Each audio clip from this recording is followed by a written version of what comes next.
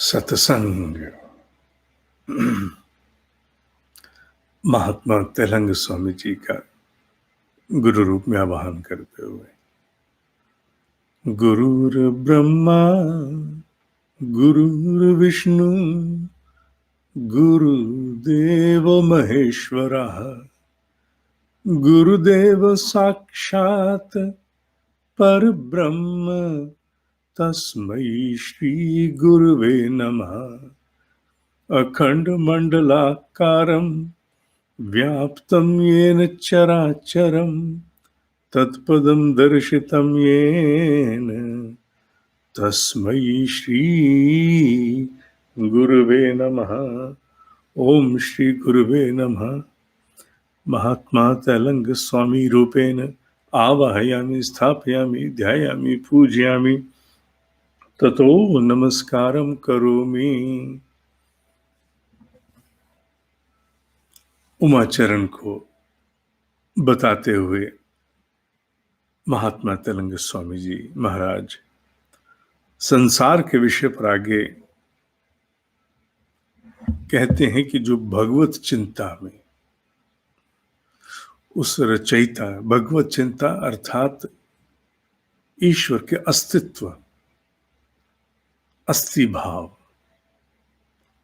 भगवान की चिंता का तात्पर्य भगवान के विषय में कोई चिंता तो नहीं है, ना भगवान को कोई चिंता।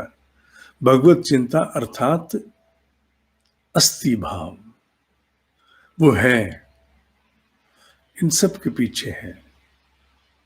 वो सब कुछ जो अव्यवस्था है, वो सब कुछ जो अस्थिरता है, वो सब कुछ जो सौंदर्य है, वो सब कुछ जो चिरस्थायी है या अल्प है, सब के पीछे एक सत्ता है, कोई है। ये यूं ही सब कुछ नहीं है। इसी को भगवत चिंता के रूप में कहा गया है। मुझे याद आता है, यह उल्लेख मैं थोड़ा सा ब्रह्म ऋषि के वाक्य से अलग जा रहा हूं, भगवत चिंता के विषय को लेके कि उसका अस्तित्व कितने विचित्र स्वरूपों में है जो अनजाना है।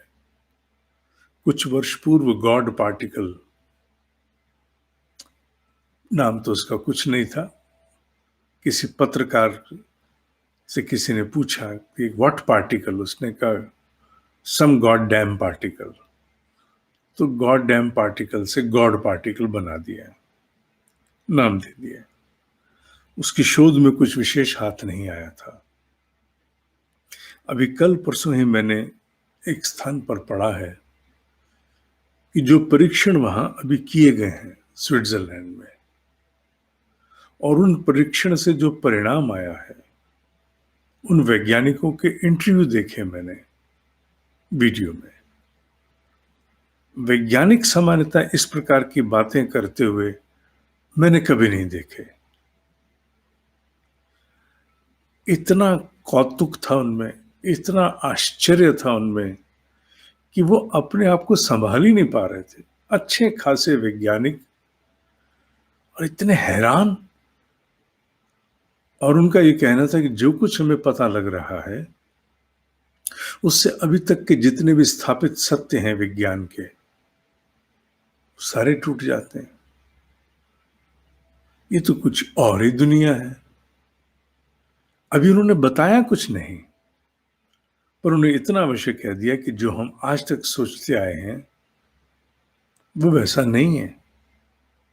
क्या है, कैसा है, विवरण बाद में आएंगे, वो समझ पाएंगे तो।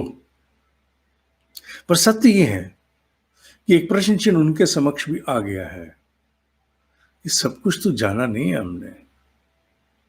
ये छोटे छोटे कण जो दिखते भी नहीं, जिनके लिए इतने बड़े बड़े हमें संयंत्र बनाने पड़ते हैं, उनकी दुनिया ऐसी है जो बुद्धि की सीमाओं से परे है। अगर नगण्य के नगण्य कण की अस्तित्व की व्याख्या, अस्तित्व मनुष्य की बुद्धि से परे है, तो फिर उसकी कहना ही क्या। जो बात वैज्ञानिक अपने बड़े परीक्षण के बाद पहुंचता है उसे भक्त संस्कारवश पहले ही पहुंच जाता है कि है इस सारी गड़बड़ के पीछे, इस सारी सौंदर्य के पीछे कोई है। उसी अस्थि भाव को भगवत चिंतन के नाम से संबोधित किया गया है। ब्रह्म ऋषि कहते हैं उनके श्री चरणों में जाने से, अर्थात अस्थि भाव पर आधारित होकर के मनुष्य जब अपने जीवन का संचालन करता है तो ईश्वर के चरणों में ही जाता है। ईश्वर के चरणों में जाने का तात्पर्य केवल ये नहीं कि ईश्वर के चरण पकड़ के बैठना, उसकी सत्ता के होने पर विश्वास करना और उसी अनुरूप विचार करते हुए जीवन चलाना। ये कर्म और उसका परिणाम और पुनर्जन्म है। पुनर्जन्म भी एक विषय है जो आगे चल के आएगा। ब्रह्म ऋषि कहते हैं जैसे जैसे आयु बढ़ती है मनुष्य की मोह निद्रा थोड़ी सी भंग होनी शुरू होती है। थोड़ी सी मनुष्य को जैसे जैसे इंद्रियों पर पकड़ ढीली होती है, जीवन में बहुत कुछ गड़बड़ किया हुआ भी बार बार याद आने लगता है और फिर वो अपने प्रयास करता है कि मैं ईश्वर की शरण में जाऊं। उनका अपने आप को बिना पहचाने, अपने आप की यात्रा अंतर्मुखी हुए बिना तुम किसके लिए धर्म साधना करोगे? ये शब्द है उनका। किसके लिए धर्म साधना करोगे? अपने आप को जाने बिना। अपने आप को तो जानो, अपनी अवस्था, अपनी सत्ता को जानो। संकेत फिर वही है, मैं कौन हूं। वो बार बार घूम घूम के अलग अलग शब्दों में संकेत एक ही देते हैं। मैं कौन हूं का जब तक नहीं पता तब तक धर्म साधना किसकी हो रही है? कौन कर रहा है? पहले अपने आप को नक्की करो, फिर सब कुछ, अंग्रेजी में शब्द है everything shall fall in its place, सब कुछ अपने स्थान को प्राप्त हो जाएगा। उनका कहना है संसार में अधिकांश दुख का कारण, यहां उन्होंने शब्द दिया है अर्थ। अर्थ से तात्पर्य संभवतः धन ही है और धन लिखा भी है उन्होंने। उनका धन बहुत बड़ी कष्ट का कारण है। किसके लिए? जिसके पास बहुत है उसके लिए, जिसके पास बिल्कुल नहीं है उसके लिए, दोनों के लिए कष्ट का कारण है। जिसके पास बिल्कुल नहीं उसका जीवन संकट में, जिसके पास बहुत है उसका सुख चैन संकट में। धन संकट का बहुत बड़ा कारण है। इसीलिए उन्होंने आगे जोड़ते हुए कहा है एक सामान्य अर्थ से भिन्न भी एक अर्थ है। माने एक सामान्य धन के अतिरिक्त भी वो सोच को प्रभावित कर रहे हैं ब्रह्म ऋषि। ब्रह्म ऋषि एक ही विषय में छोटे छोटे बिंदुओं को लेकर मनुष्य की प्रचलित सोच को प्रभावित कर रहे हैं। एक कड़ी उनके बिंदु की दूसरे से जुड़ी कि नहीं जुड़ी ये महत्वपूर्ण नहीं है, पर उनके बिंदु किसी भी वर्तमान काल के, किसी भी वर्तमान के, उनके भी और आज के भी सोच को प्रभावित करना चाहते हैं। छोटे छोटे, जिसे कहा जाए, हमारे यहाँ आजकल हम शब्द इस्तेमाल करते हैं टीजर। छोटे छोटे टीजर्स हैं आध्यात्मिक, दिव्य, जिनके माध्यम से वो चेताना चाहते हैं कि अर्थ एक और भी है, परमार्थ। उन्होंने कहा कि परमार्थ एक ऐसा अर्थ है, सत्य, सात्विक परमार्थ, राजसिक परमार्थ, तामसिक परमार्थ नहीं। मैं दिख जाऊं कुछ करता हुआ राजसिक, मैं किसी को छोटा करने के लिए कर जाऊं तामसिक ना। सात्विक परमार्थ उनका कहना है कि साधुगण संसार के अर्थ को त्याग कर परमार्थ प्रगति के लिए सदा चेष्टा करते हैं, जिसमें आत्मवत सर्वभूतेषु भाव स्तर पर। परमार्थ का तात्पर्य यहां केवल दान देना नहीं है। मैंने पूर्व में भी उल्लेख किया, महात्मा तेलंग स्वामी जी के पास तो धन क्या, जेबी नहीं थी, कपड़े ही नहीं थे उनके पास, पर उनकी उपस्थिति परमार्थ थी। मनुष्य अपने भावनाओं से भी बहुत परमार्थ कर सकता है। ये ठीक है, धन का अपना बहुत बड़ा महत्व है, धन के परमार्थ से भी जो हो सकता है केवल भावना से नहीं हो सकता। पर आवश्यक नहीं कि केवल धन तक सीमित होकर के बात समाप्त की जाए। मनुष्य भावनाओं के स्तर पर भी बहुत बड़ा परमार्थ कर सकता है। ब्रह्म ऋषि का कहना है कि पार्थिव धर्म तथा अर्थ जीवन अंत में लुप्त हो जाते हैं। पार्थिव धर्म,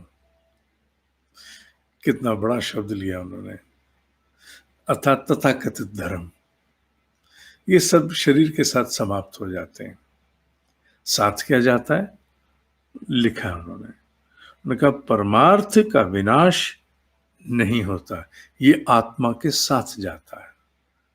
वास्तविक परमार्थ जीवात्मा के साथ जाता है, और जैसी आकांक्षा होती है वैसे ही मनुष्य को सिद्धि भी प्राप्त होती है। आगे उन्होंने बहुत सुंदर लिखा है, संसार एक वृक्ष है, आशा उसका एक फूल है, दुख एक फल है। आशा फूल है, दुख फल है, तृष्णा एक शाखा है, ब्रांच। परमात्मा ही उस जगत की उत्पत्ति के निमित्त कारण है। इस सत्य को छोड़कर और कोई कल्पना नहीं करनी चाहिए। ब्रह्मशु कहते हैं,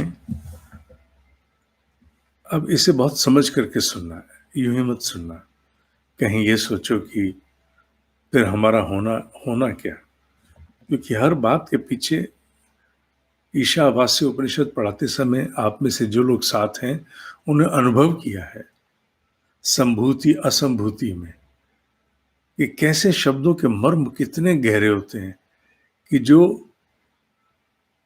वो अंधकार में जाता है जो कामनाओं के पीछे भागता है, और जो ब्रह्म के पीछे भागता है वो भी अंधकार में जाता है। कितनी उल्टी बात लगती है, अरे कमाल है, तो किसके दिमाग से निकली ऐसी ऊट पटांग बात। पर जब विश्लेषण करते हैं तो पाते हैं कि नहीं, ऋषि संतुलन के लिए कह रहा है। केवल कामनाओं के पीछे भागने वाला भी अंधकार में, और अपने दायित्व छोड़ करके, जिम्मेवारियां छोड़ करके केवल वैराग्य की ओर भागने वाला व्यक्ति, केवल वैराग्य, जिम्मेवारियां पीछे छूट गए, वो भी अंधकार में जाता है, उसको भी कर्म बंधनों से फिर आना पड़ता है। तो वो कहीं एक समन्वय के, एक संतुलन के, एक सम्यक भाव की का उल्लेख कर रहे हैं। उसी प्रकार इसको भी बहुत ध्यान से समझना, मनुष्य की इच्छा अनिच्छा उसके अधीन है, इच्छा और अनिच्छा उसके अधीन है। उसको नहीं पहचाना, इसलिए अपने आप को भी नहीं पहचाना। जिसने अपने आप को जान लिया उसने भगवान को जान लिया। इच्छा अनिच्छा उसके अधीन है। जिसने अपने आप को नहीं जाना कुछ नहीं जाना। जिसने भगवान को जाना, जिसने अपने आप को जाना उसने भगवान को जान लिया। इच्छा और अनिच्छा पर ही जीवन का सारा खेल चलता है। इच्छाएं समाप्त हो जाती हैं जब, तो मनुष्य के उत्कर्ष का बहुत बड़ा मार्ग खुलता है। ये किसके अधीन है ये जानना आवश्यक है।